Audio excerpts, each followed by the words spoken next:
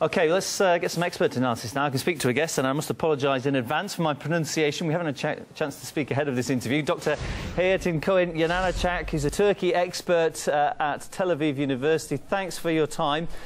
This Turkish offensive against the Syrian Kurds... Good evening. Could it, in your opinion, trigger a chain reaction in the region? We know things are pretty unstable there. Or do you think it will remain confined to the north of Syria?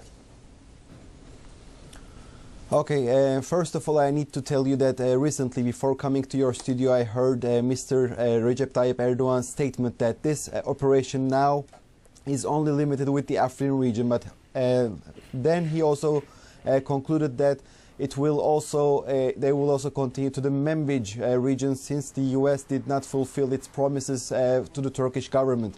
As you may remember, the Turkish administration did not want any Kurdish presence on the west bank of the Euphrates River, but thanks to the United States patronage, the Kurds continued their existence on the west bank of that river. But now, first of all, the Turks are trying to separate the things. Now they are concentrating on Afrin, and they are also similar to their peace operation in 1974 in Cyprus. They again named their operation as a peace, as a metaphoric name for the peace, which is the Olive Branch operation.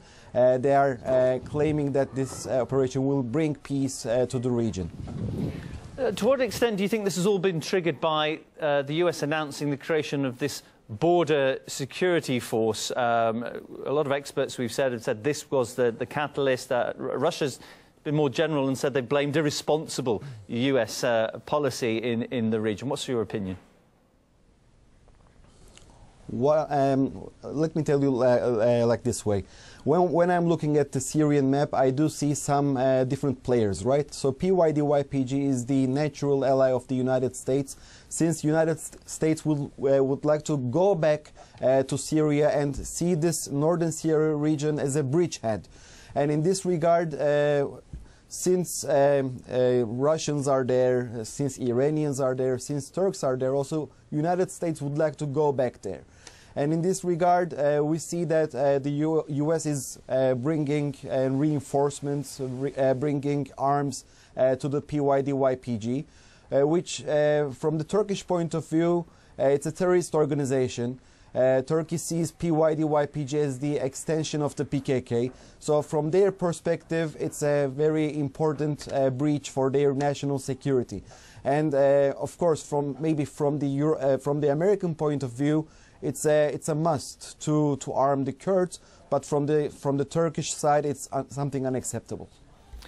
Where do the Syrian Kurds stand now? Once upon a time, they were being called partners by the United States. Have they effectively been abandoned now and left at the mercy of Turkey?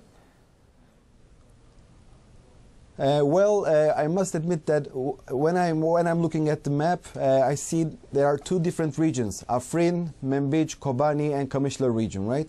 So Afrin region is under the Russian influence area, while Manbij area is under the American influence.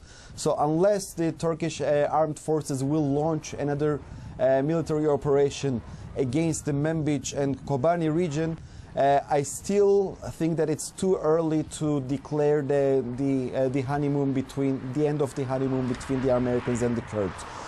Still, the Afrin, in my opinion, it's not the real exam for the Kurdish-American relations. Much appreciate your time. My guest, Dr. Eytan Cohen Yanarocak, Turkey expert at Tel Aviv University. Thank you.